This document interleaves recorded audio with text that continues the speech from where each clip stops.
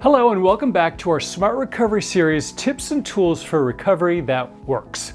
As you probably know, Smart Recovery is the world's largest and fastest growing network of mutual support groups using science and self-empowerment to help people overcome addiction to harmful substances or behaviors. SMART is based on a simple 4-point program. 1 is building and maintaining motivation. 2 is coping with urges. 3 is managing your thoughts, feelings, and behaviors. And 4 is living a balanced life. Coping with urges is probably the most challenging thing we all deal with. Last week, we checked out how to use the DEADS tool to avoid possible slips. On this episode, let's run through another helpful tool called the ABCs of coping with urges. So what causes urges? Well, they're usually caused by discomfort, and discomfort is, well, uncomfortable. It takes many forms. There's plain old physiological pain, for instance, or the discomfort brought upon by withdrawal. Many of us have various levels of anxiety. There's depression, situational or clinical, and lastly, frustration and anger. So let's begin the exercise. The A in ABC stands for activating event. Something bad happens. Your wife and you had a fight and she's gone to sleep at your mother-in-law's house. Your boss is too busy writing you up for being late to appreciate your true brilliance. In other words, your week's off to a totally sucky start.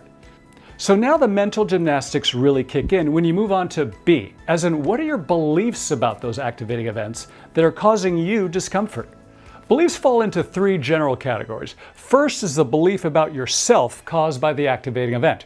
Does the fight with your wife and the problems at your job make you believe that you're unlovable and unemployable? Second is your belief about others. Must you believe that your wife and your boss always had it out for you? That they're bad people? That they're not on your side? Third is your belief about life in general. Maybe you believe that life is unfair and that you're unlucky and you'll never be happy. But must you believe these things too? Chances are these beliefs, which you created in your own mind, are causing more discomfort in the form of anxiety, guilt, shame, anger, hostility, and depression. Most people never stop to analyze their beliefs about what happened in their lives. They just jump right over to C, as in what are the consequences of those beliefs? Well, the big one in this case is you use again to ease the pain, and that is not a good consequence. And it only gets worse from there because the belief you just created in your head is causing you to feel even more discomfort because you're triggered to use. So you end up in a downward spiral. But here's the clincher. The whole mental process I just described is completely under your control.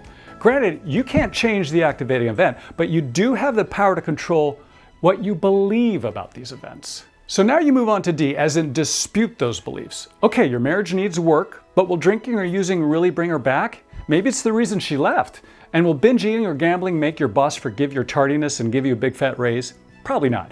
Getting written up may just be the kick in the ass you need to go out and get a better job, or pursue your dream of starting a small business or winning America's Got Talent.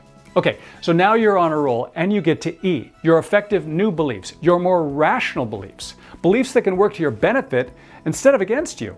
Yeah, my wife moved out and I'm uncomfortable about it, but I won't use this as a way to bring her back. I'll talk to her, apologize for my part, and ask her to come home. And my boss, hey, I get it. He's just trying to do his job too. Maybe I should work on not being so late all the time. And there, you're done. You dealt with the curveballs that life threw at you. You chose what to believe about them and how to respond to them and how not to respond. You exercised the power to change your beliefs. And in so doing, you changed how you felt. And hopefully that made whatever discomfort you were going through go away too. Win-win in every way. Stay tuned for even more episodes of Smart Recovery's tips and tools for recovery that works.